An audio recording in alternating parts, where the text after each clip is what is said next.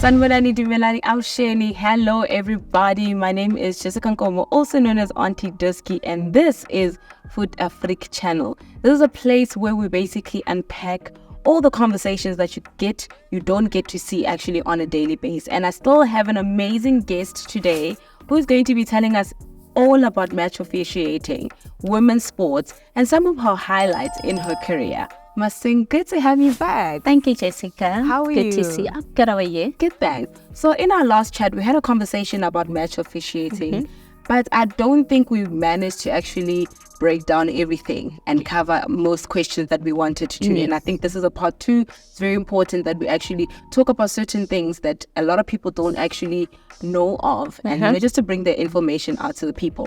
And I think the first thing that I'm actually interested in to find out is the dress code for match officiating. I was having a conversation with a colleague of yours, and we were talking about the challenges of the dress code when it comes to match officiating, especially for women. There's sort of a stigma around how a woman should look like on the field. If you had to wear a skirt, decent length in skirt, and tackies, and walk on the field to do pitch inspection or whatever, it's a problem. Exactly. If you had to do your makeup and nails and all of that, it also becomes problematic. Please take us through some of those challenges, and because I see there's a huge difference between match officiating here on the African continent and match officiating in European countries. They have a little bit of freedom, they're more liberal in terms of their dress code as we are here. Please take me through some of those challenges and why is there such a vast difference between the two? Okay. So coming to your question, Jessica, firstly, as a referee, you need to look presentable, ne? Presentable meaning like you can't rock up in a skirt, as you say, because no one will take you serious by then. So you have to have like a decent short that doesn't show off like your thighs, your bums and everything, but something everyone will see you, okay, this person needs respect. Understand? Because if you don't respect yourself in order, like in a way, how apparent properly, no one will ever do that. Even coaches won't take you serious. But knowing, okay, I've got my shirt, like the different colors. Maybe, for example, you must have red color, green color, orange color, pink color, so that you know, if the team they are you can actually change into another shirt. Understand? So not wearing these skates, meaning because of some skating. Imagine if I were to run and then get a skate, and then a player falls and then asks you see it's not going to be proper, understand? And then little shorts, like it has to be like short ground, everyone will give me that respect, understand? And then coming to nails as a female referee. Well, manala, but not those long nails and everything, because obviously if I were to play and then refram potorma nakin sa manala, but general manala, you see it won't like a customize the way I buang thing, but you have to have like normal nails, or maybe it can be maybe gel, or maybe just normal nails if it's how understand. So looking at that and then coming to the referees are nata banyana mona and then asta kamon. Well, it's not a big difference. So that kamuna we need to take everything serious because of serious in a way we can see okay, nails adibatir, dikete adibatir, crop top. I can't wear that go ground dome. So here's my question, right? Okay. So hadibatlehi, or do we have maybe a culture that is basically very consecutive, right? So when I talk about a skirt, I'm not talking about a skirt during a match, a 90-minute game. I think when match officials do arrive at a game, there's a lot of things that happens prior to the actual game. There's pitch inspection, there's warm-up, then there is actually the actual game. So in the event of pitch inspection, just looking at the field, if you're wearing your navy, I think it's also one of the color codes. When you're wearing your navy skirt, knee length, with your blazer, walking around the field, is that not allowed? And is it a standardized policy within the rules of the dress code of match officials for women, or is it because we come from an African continent which is more consecutive in the way that you look? If you're going to do nails, it's going to be frowned upon. It even goes with the players. We saw with the FIFA World Cup women, the girls from England and Spain, they had full-on face beats from the match. I don't even know what kind of makeup they were using, but it stayed on for the 90 minutes. But when you look at the African girls, lipstick was what we got away with mostly, or maybe mascara, but we didn't put on, but that's because maybe our culture.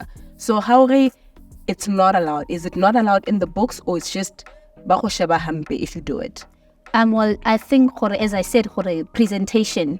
I can't go interviewing and then get torn jeans and whatsoever, but the way we present thing and the way how to change into a different person. So imagine me kicking up ground and get a field inspection and I'm wearing a palm shot or in bone. You see, they won't take me serious, but as culture, I won't say and I'm wearing like palm shot or in bone outside. That's not proper. That's not how I have to conduct myself. Okay, environment environment is one. And then accommodate a boma. So culture, culture. Living if out you need to feel like or sharp scatter no problem, but you must wear something ground maybe no one will come and say maybe for example try and shell me and things like that. No, they doesn't have to be like. But as a referee you need to conduct yourself even outside the field, inside or outside the field. That's how you need to conduct yourself as a referee. Got you. And then let's talk about when you're on the field, and let's talk about your colleagues. Okay. Like you speak about being taken serious. When you're on the field, you're not the only match officiator. Exactly. You've got your linesmen, you've got your colleagues who are based in different sides of the field, who are communicating with you to assist you in making the right call. Yes. How important is it that you have a support structure of colleagues who are taking their job serious? Because I can imagine that the linesman who's running with the lost man towards the goalpost, if they make a call towards you to flag an offside that you have to now foul, that's on you. Yes. As the person on the field, and that might bring some sort of challenges with regards to the reaction of the team, the club, the chairman, the players, from a call that was actually first made by your colleagues. How important is it that they make the right calls in order not to put you in a difficult position? So, well, according to me, as a referee, you need to take a call, especially when you see as you say, your assistant referee, especially first and second assistant. Those are the people but we're the game. Where else we're not focused on a certain thing. Let's maybe you see a foul how. That's when you go, okay, I can take this on my own. But if it's something he needs to take the call. For example, let's say maybe with a mistake. And then Rabona, let's say for example, Zala Chiefs the Pirates. And then with a mistake, offside. And then last man, goalkeeper, he's focusing on a goalkeeper. Well, it's like a king to as a referee. Because I can't what's happening in the field. I need to look at the view. Okay, I see the linesman. I can also overrule him. Understand? By saying put your flag down, but not showing actually can put your flag down. But I can make also a call. But wrong more. Even though but linesman, especially not everyone is right, especially Coco Groundung, even but while supporters, they'd want the person to flag even though they he's not offside, to understand. But looking at that as well, as a referee, you need to take charge of the game. That's what I normally do with my 3 ladies actually. It's me, it's Afros Pogazi and Kochi. So before game we go sit outside there, and then we discuss game. Okay, if I don't take the call, you can take it. If you don't take the call, I'll take it. Whatever I can take it. But especially for the handball and everything, no the complicated because of you don't know okay when a player does this and I handball or whatsoever, but whatever as a decision, I need to stick clear because of if I know I don't stick clear, then we wanna have a problem, especially game. Sure. So yeah, that is very tricky, but I think you gave insight in the fact that them making a call doesn't deliberately force you to make a call. Exactly. If you're seeing it otherwise, you can overrule that. And yes, I'm gonna start paying attention to the person that's on the field to just try and see when you're asking to put the flag down, because I've never paid attention to that. about too difficult time, please. No, I won't. I'll just be like, oh, I know what she did. I know what he did. So let's talk about let's go out of Africa. Okay.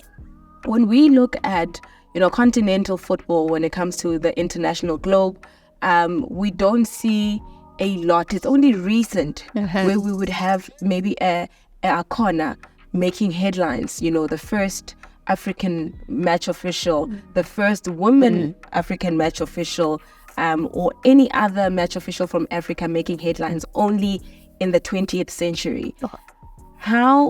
What do you think is actually being the challenge in terms of inclusivity for African female match officials, breaking through to the international globe? FIFA World Cup, if you're looking at the numbers of representation, it's mostly countries that are up there. Yes. There isn't a lot of inclusion when it comes to African match officials, maybe one or two. The ratio just doesn't make sense. Is it a financial thing? Is it maybe a level thing? What do you think some of those challenges could be the reason why we are so slacking back in terms of being included in that number?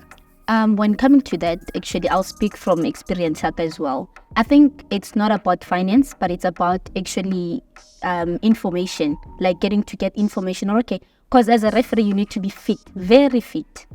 Quality fitness tests that you have to run.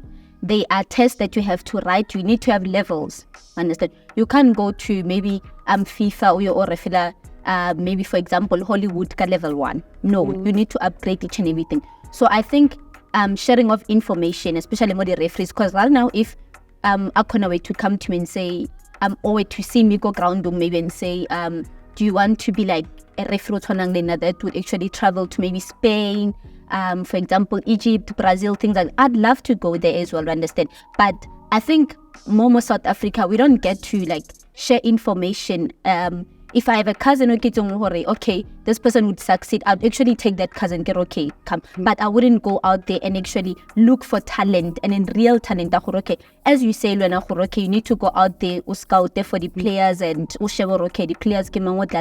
That needs to be done also in the referees. Okay, we go out there, we're not looking only at players, but we're looking also at referees. Okay, high performance, decision making, fouls, everything. Are you consistent as a referee now? I think if only we were to have people by long like goms were to come maybe go the gaming zone and look okay, this player or this referee unkile decision, because like looking back Saturday I went to Panorama, Panorama, right? Yes, for the tournament. Yeah, yes, for the tournament.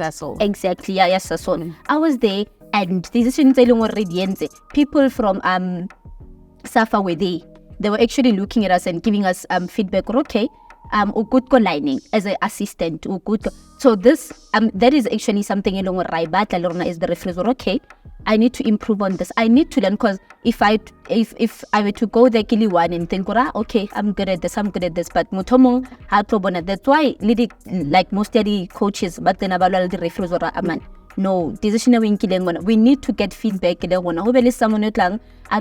Okay, I'm giving you feedback, and then it's gonna be a failure. It has to go maybe go Safa and let them know, okay guys, I saw this referee and she's doing very good moment like in the middle, and then look what lining. I think we should actually challenge her in the game whereby we know maybe Sundown senior team, they maybe Chiefs, and then see okay, how can we improve? Because there's a lack of female referees mostly.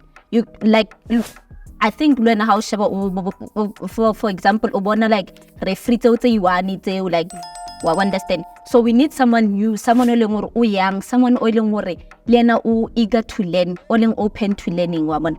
So I think it's a finance actually, it's lack of information actually.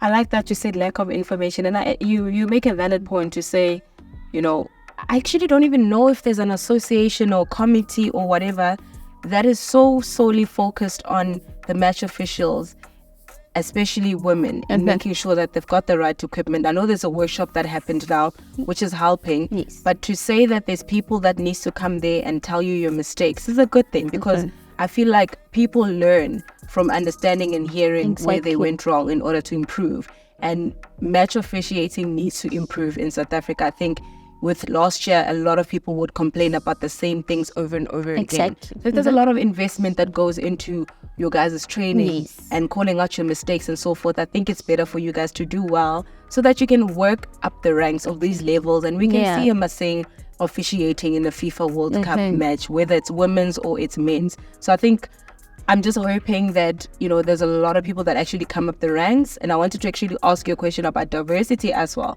I haven't seen a lot of different races when it comes to women in match officiating spaces. Like you said, it's the same faces. So it's like, is there no school? Is not enough information to say, guys, this is actually where you can work? Maybe there's a lot of intimidation as well. It is a male-dominated space, and to be in power of controlling the game as a woman, where you already have to work 10 times harder than the men, might be a little bit intimidating. But hopefully in the future, we can see more female match officials. And speaking about the future, and that will be my last question, I just want to know, for Masing, what is the highlight and the objective for the next coming few years? Do you want to stay in the space, however, grow up your ranks? Do you want to start an organization, an academy? What is it in the big picture in terms of your career?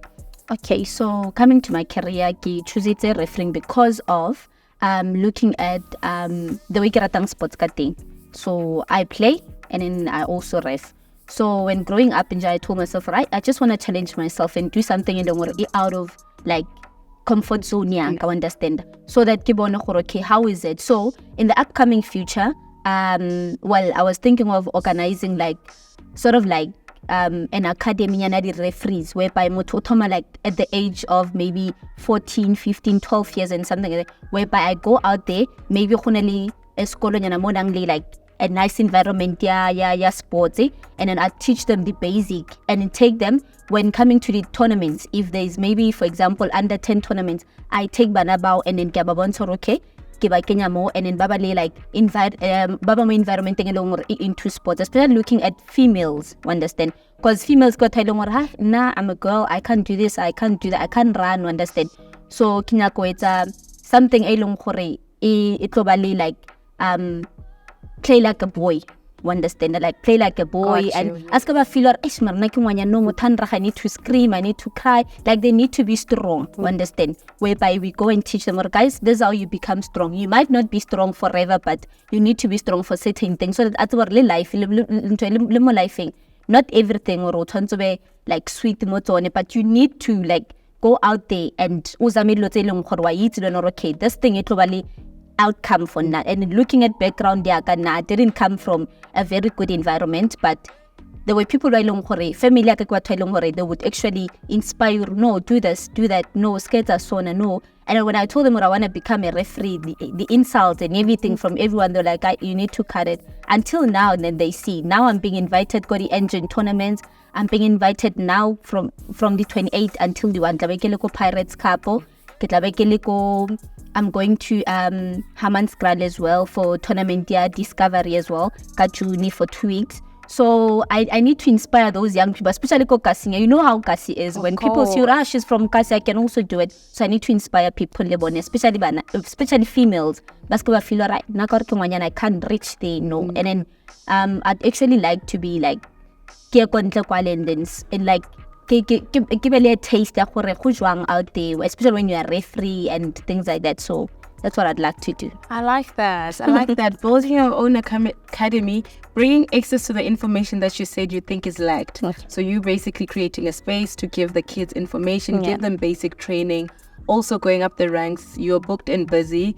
We love seeing you at Engine Cup. We love seeing you at VW campaigns. We love seeing you at these Gauteng tournaments and all of that. Yeah. And I'm hoping also to see you definitely going up the ranks on an international scale, so we can also have an article and say one of our very own is making it for the first time. Thank you so much for that wonderful chat. Thank you so much. Bahayatu, that was Masing telling us all things about match officiating, especially from the lens of a woman who's doing match officiating. We hope you're clicking like, subscribing, and following all the content that we have to give you. From myself, Auntie Dusky, peace out.